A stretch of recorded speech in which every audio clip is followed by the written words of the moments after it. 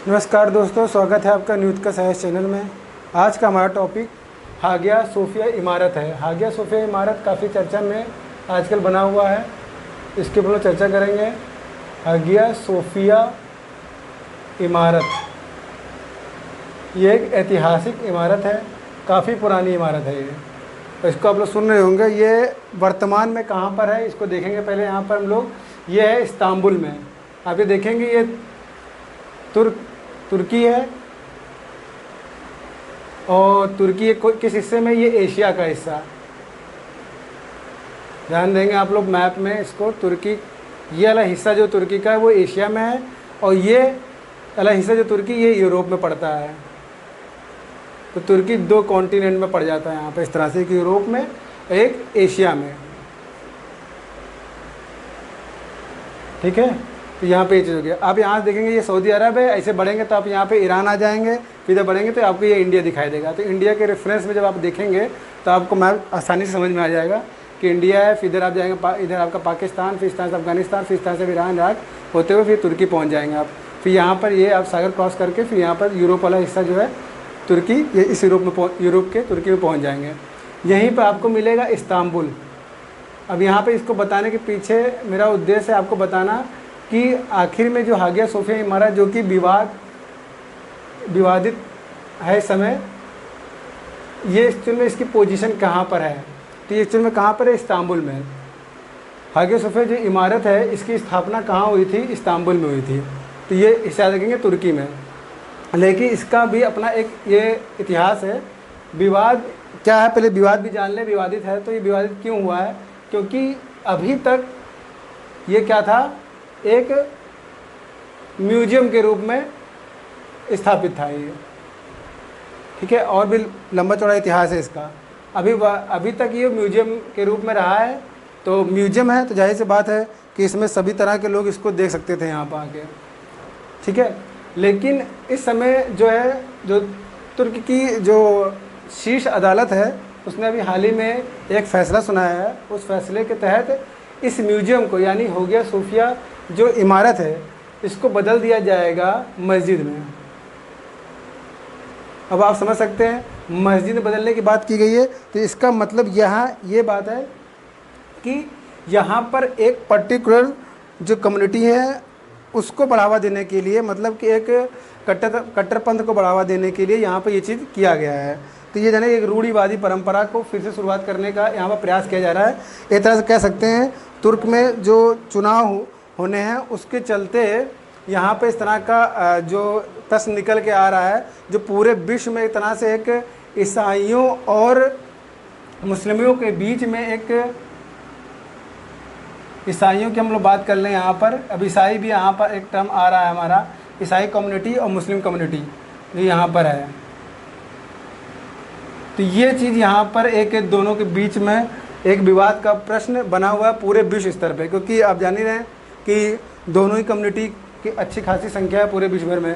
ठीक है, और यहाँ पर एक तरह से जो चीज़ अभी तक म्यूजियम में जहाँ पर हर तरह की कम्युनिटी आ सकती थी, अब जब यहाँ पर मस्जिद में कन्वर्ट कर दिया जा रहा है, तो जाहिर सी बात है एक तरह के रूढ़िवाद को बढ़ावा देने के लिए एक विशेष प्रकार की कम्युनिटी को यहाँ पर इसको स्थापित करने का प्रयास किया जा रहा है। तो ये चीज़ इम्पॉर्टेंट है, इसीलिए इसी बात को लेकर ये काफ़ी विवाद इस पर हो रहा है यहाँ पर। तो ये चीज़ इंपॉर्टेंट है। अब चूंकि मैंने यहाँ पर ईसाई की चर्चा की है यहाँ पर कि ईसाई कम्युनिटी कहाँ से आ गई इस बीच में, क्योंकि जब हम म्यूजियम की बात कर रहे हैं कि म्यूजियम से मस्जिद में कन्वर्ट किया जाए तो ईसाई कहाँ से आ गए इसमें। तो ये चीज़ आपको जब इसका इतिहास के बारे में जानेंगे जब आप, तब आपको ये पता चलेगा कि आखिर में यहाँ पर ईसाई कहाँ से आ गए बीच में।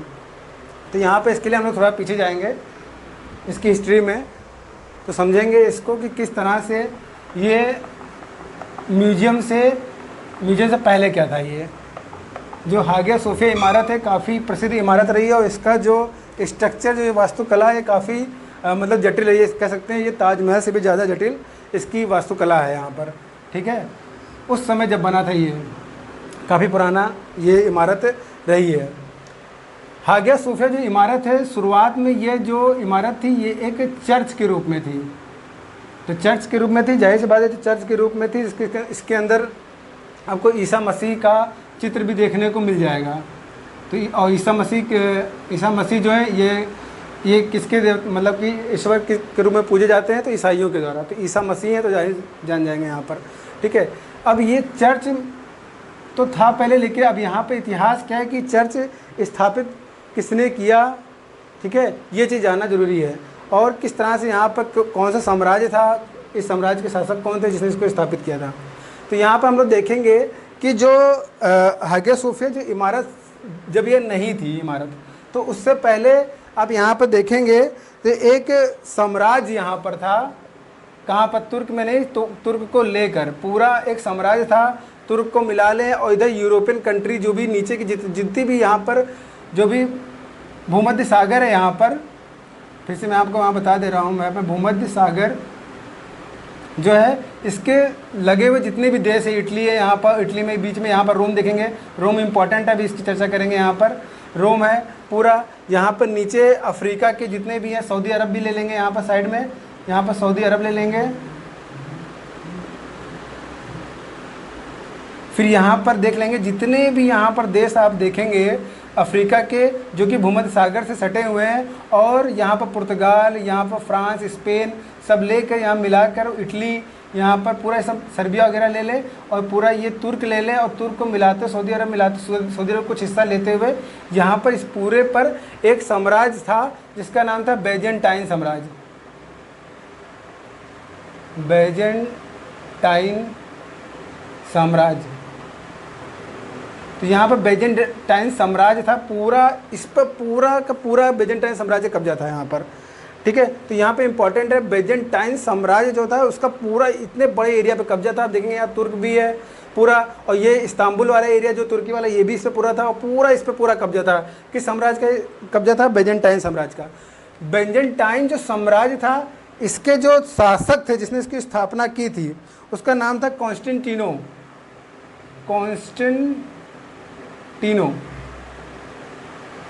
तो कॉन्स्टेंटिनो जो शासक थे, एक तरह से कह सकते हैं जो इसकी स्थापना किए थे बैजेंटाइन साम्राज्य की, कॉन्स्टेंटिनो ने किया था।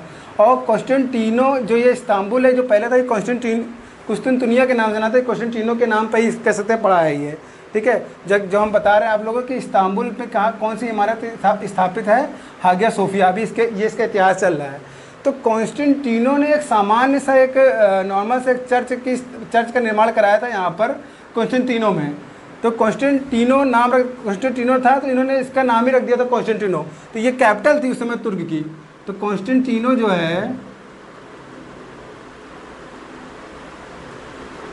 है ये कैपिटल हुआ करती थी, मतलब पूरे कह सकते हैं पूरे ये साम्राज्य की कैपिटल हुआ करती थी।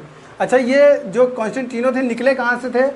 ये निकले जो चर्च जब यहाँ स्थापित किया था तब ये इसकी कैपिटल बनाई थी कॉन्स्टेंटिनो को, लेकिन उससे पहले निकले कहाँ से थे ये कॉन्स्टेंटिनो? तो ये रोम से निकले थे, यहाँ से इटली, जो इटली देश है यहाँ पर रोम से निकले थे, और रोम से यहाँ से आगे बढ़ते हुए पूरा साम्राज्य अपना स्टार्टिंग में यहाँ पर स्थापित कर दिया था। फिर उसके बाद कॉन्स्टेंटिनो के बाद एक नेक्स्ट शासक आते हैं, वो उनका नाम होता है जस्टिनियन। यहाँ पे देखें जस्टिनियन फर्स्ट कह सकते हैं इनको। जस्टिनियन जब आते हैं तो जस्टिनियन ने क्या किया था? एक भव्य चर्च का निर्माण कराया था यहाँ पर, और ये भव्य चर्च ही क्या हुआ आगे चल के उसका नाम पड़ गया हागिया सोफिया। अब यहीं पर देखिए यहाँ पे हागिया सोफिया आ गया अब आपका, और बहुत इसकी वास्तुकला बहुत ही जटिल रही है, और ये चर्च ही रहा है। इसका मतलब क्या है कि देखिए यहाँ पर सीधे क्लियर हो जाता है कि जो कॉन्स्टेंटिनो जो आपका बैजेंटाइन साम्राज्य था, क्योंकि ये कॉन्स्टेंटिनो ने चर्च की स्थापना की थी, जाहिर सी बात है ईसाई धर्म को मानने वाले थे यहाँ पर। और जस्टिनियन जब ये नेक्स्ट शासक आए तो इन्होंने स्थापना की हागिया सोफिया, उसी चर्च को और भव्य बना दिया, तो ये भी ईसाई धर्म को मानने वाले थे। तो इस तरह समझ जाएंगे कि बैजेंटाइन जो साम्राज्य था ये किन लोगों के प्रतिनिधित्व करता था? ईसाइयों का, ठीक है ना। तो ये ईसाइयों के लिए था। तो यहाँ पर ईसाई, अब यहाँ से आपको क्लियर हो जाएगा कि अभी यह हागिया सोफिया किस तरह से कनेक्टेड है आपका ईसाइयों से, ठीक है। अब ये देखेंगे यहाँ पर, इसके आगे जब बढ़ेंगे तो अब इसके बाद की कहानी क्या है कि जस्टिनियन ने जो क्या था 537 ईस्वी में इसकी स्थापना की थी, किसकी? हागिया सोफिया की। अब यहाँ पर हम लोग देखेंगे जब आगे बढ़ेंगे तो इतना पूरा साम्राज्य पर जब इनका अधिकार था तो कोई डर तो था नहीं लोगों को, बिल्कुल आराम से लोग रह रहे थे यहाँ पर। लेकिन यहाँ पर जब आप देखेंगे कि सऊदी अरब वाला जो एरिया है ये मुस्लिम कम्युनिटी थी, यहाँ पर पूरी मुस्लिम कम्युनिटी थी और काफ़ी हावी मुस्लिम कम्युनिटी हुआ करती थी। और यहाँ पर और भी कई मुस्लिम साम्राज्य जो मिडिल ईस्ट जो आपका एशिया है, मिडिल ईस्ट जो एशिया वाला हिस्सा है, मिडिल एशिया वाला हिस्सा जो है ये पूरा मुस्लिमों का पूरी ये पूरा रहा है, पूरा मतलब इनका अधिकार रहा है पूरा यहाँ पर। यूरोप को अगर छोड़ दिया जाए और कुछ यहाँ पर जो अफ्रीका के जो देश हैं उनको छोड़ दिया जाए तो वहाँ से एक शासक निकला था। अब यहाँ पर एक नेक्स्ट चरण में हम लोग बढ़ रहे हैं। जो वहाँ से एक शासक निकला था उसका नाम था मोहम्मद फ़तेह। ये बहुत इंपॉर्टेंट है। मोहम्मद फ़तेह की उम्र जो थी उस समय 21 वर्ष थी। अब देखेंगे आप लोग 21 वर्ष की उम्र में इसने क्या किया, पूरा का पूरा ये जो साम्राज्य है जो आपका जो कि बेजेंटाइन साम्राज्य था, इस पर पूरा कब्जा कर लिया इन लोगों ने। इसने अकेले मोहम्मद फ़तेह ने पूरा क्या किया, नाम बहुत इंपॉर्टेंट, मोहम्मद फ़तेह 21 साल की उम्र का लड़का था ये, और इसने पूरा क्या किया, पूरा सऊदी अरब का हिस्से कब्जा कर लिया, पूरा तुर्की पे कब्जा कर लिया, यहाँ इटली पूरा कब्जा कर लिया, पुर्तगाल ये पूरा कब्जा कर लिया, नीचे के जितने अफ्रीका के जो भूमध्य सागर से लगे होते उसको पूरा कब्जा कर लिया। और सबको वहाँ पर उसने क्या किया, कत्लेआम मचाया और लोगों को मार मार के भगाना शुरू किया। जितने भी ईसाई थे सबको मार के भगाना शुरू किया और सब यहाँ से भागना शुरू किए। अब ये देखिए, ये उस समय की बात है जब भाग रहे थे सब, जो उस समय की बात है। ये लगभग आप सन याद रखेंगे यहाँ पर 1453 के आसपास की बात है ये। अब देखिए यहाँ पर जो 1453 की, अब देखेंगे यहाँ पर कि भारत की जब खोज हुई थी, आप ध्यान रखेंगे जब आप हिस्ट्री पढ़ते हैं तो भारत की जब खोज हुई थी तो आप देखते हैं कि 1498 में भारत की खोज हुई थी। वास्को डी गामा ने खोजी थी और वास्को डी गामा कहाँ का था, पुर्तगाल का था। तो पुर्तगाल तो बिल्कुल किनारे पड़ गए थे। यहाँ पर देखेंगे पुर्तगाल बिल्कुल किनारे पर है और इसके आगे फिर क्या है, समुद्र है। तो ये लोग सोचने लगे कि ये तो अब तो हम लोग कहाँ भाग के जाएंगे, ठीक है। तो इन लोगों ने क्या किया, यहाँ से ये लोग भागना शुरू किए। तो बस यहीं से पुर्तगाल से सब लोग निकले और किसी ने अमेरिका की खोज कर ली, किसी ने भारत की खोज कर ली, ठीक है। तो देखिए खतरा तो यहाँ पर है, दिख रहा है कि पूरा खतरा यूरोप में खतरा है, मिडिल एशिया में खतरा है, अफ्रीका में खतरा है। मतलब कि मोहम्मद फ़तेह ने पूरा कब्जा कर लिया यहाँ पर। लेकिन तब देखिए जब यहाँ से पुर्तगाली लोग यहाँ से निकले तो अमेरिका की खोज किया, यहाँ भारत पे खोज किया। और भारत के फिर आगे की स्थिति आप लोग जानते ही हैं हिस्ट्री में जब पढ़ते हैं। तो यहाँ पे जब देखेंगे तो मोहम्मद फ़तेह ने एक साम्राज्य की स्थापना की। जाहिर से मोहम्मद फ़तेह नाम का लड़का है और ये सऊदी अरब के आसपास से निकला था। तो इसने क्या किया, एक नए साम्राज्य की स्थापना की और पूरे मतलब कि बेजेंटाइन साम्राज्य को क्या कहते हैं, समाप्त कर दिया। और वो उस साम्राज्य का नाम था ओटोमन साम्राज्य। ओटोमन साम्राज्य का नाम आप लोग सुनते होंगे, बार बार आता रहता है हमेशा। तो ओटोमन साम्राज्य जो था ये किसने स्थापित किया था, मोहम्मद फ़तेह ने किया था। और मोहम्मद फ़तेह ने जब इसको पूरा कब्जा कर लिया, जाहिर सी बात है कि इस्तांबुल पे भी कब्जा कर लिया होगा उसने। और फिर इसने क्या किया, जो ये हागिया सोफिया जो इमारत थी इसको इसने क्या कर दिया, मस्जिद में बदल दिया। अब यहाँ देखिए हागिया सोफिया क्या बन गया, हागिया सोफिया जो आपका अब मस्जिद बन गया यहाँ पर। अब देखिए पहले चर्च था, अब मस्जिद हो गया।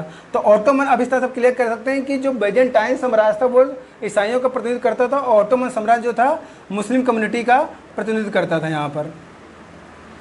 परंतु फिर बहुत समय तक, मतलब लगभग 600-700 वर्षों तक ये कब्जा रहा। उसके बाद धीरे धीरे क्या हुआ, यहाँ पर शासक बदलते चले गए और फिर यहाँ पे यूरोपियन कंट्री के जो भी यहाँ पे ईसाई मतलब जो भी यूरोपियन कंट्री के जो शासक थे, धीरे धीरे फिर से उन्होंने क्या किया, अपना साम्राज्य विस्तार करना यहाँ पर शुरू किया। यहाँ पर फिर इन लोगों को धीरे धीरे इन लोगों ने रिड्यूस करना शुरू किया, धीरे धीरे इन लोगों को हराना शुरू किया, जो कि मोहम्मद फ़तेह के जो आगे के प्रतिनिधि हुआ करते थे यहाँ पर। अच्छा, यहाँ पर क्या हुआ कि जो सऊदी अरब के जो मुस्लिम थे पहले इनका दबदबा हुआ करता था इधर एरिया में, लेकिन जब मोहम्मद फ़तेह जब आया तो इधर एक अलग तरह की मतलब कि कम्युनिटी बन गई मुस्लिमों को। तो दोनों में हमेशा इतना से युद्ध की स्थिति बनी रहती थी।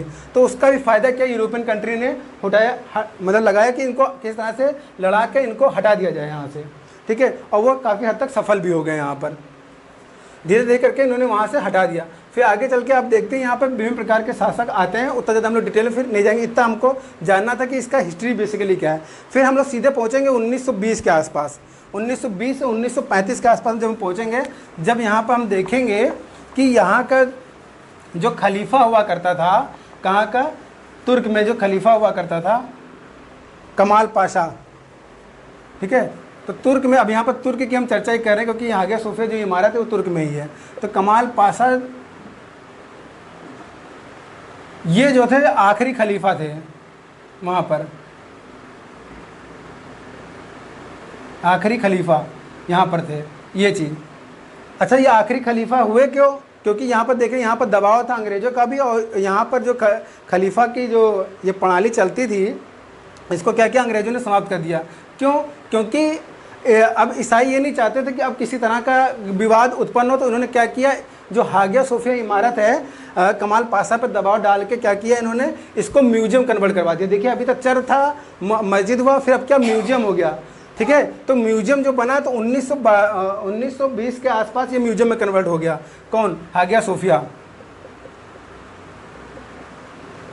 और आपको याद होगा, जब आप पढ़ते हैं हिस्ट्री तो आप देखते हैं कि खिलाफत जो आंदोलन था ये उसी समय का है भी।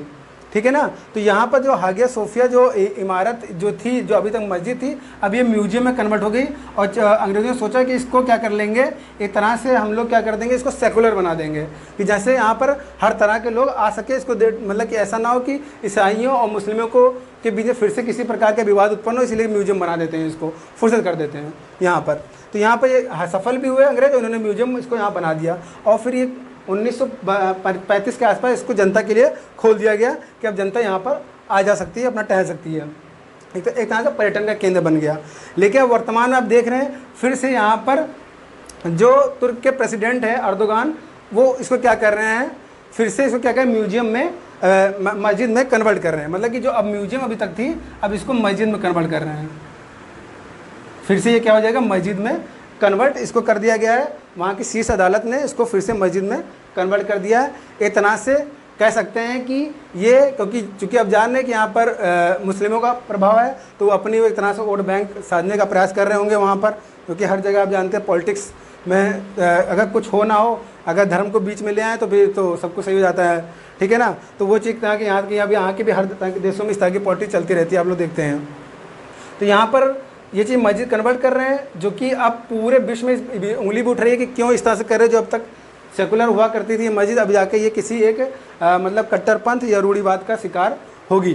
तो इस तरह से हम लोग देखा कि पूरा हागिया सोफिया इमारत जो किस तरह से आपने इसकी हिस्ट्री देखी आपने, और किस तरह से मस्जिद बन गया, और किस तरह से इस पर विवाद क्यों हो रहा है, ये भी आपको कहना पता चल गया कि आज ये म्यूजियम से सीधे मस्जिद नहीं बन रही, क्योंकि जो विवाद है वो ईसाइयों और मुस्लिमों के बीच में है। और क्यों? क्योंकि ये पहले कभी चर्च हुआ करता था, म्यूजियम बना, फिर से ये, क्योंकि उसमें जो साक्ष्य आपको मिलेंगे वो ईसा मसीह की, और जो वहाँ पर खिड़कियाँ वगैरह जो भी इमारत देखेंगे, खिड़कियाँ वगैरह भी बनी हुई हैं। तो खिड़कियाँ जो होती है, जो मुस्लिम जो इमारतें हैं जो उन्होंने बनाई है, उसमें खिड़कियाँ वगैरह नहीं ज़्यादा इस्तेमाल करते हैं। चर्च में ज़्यादा खिड़कियाँ वगैरह इस्तेमाल होती हैं। तो वो भी है, उस चीज़ को लेकर वहाँ पर ये चीज़ साक्ष्य मिलते हैं, और उसकी अपनी एक हिस्ट्री भी है और सही भी है वो।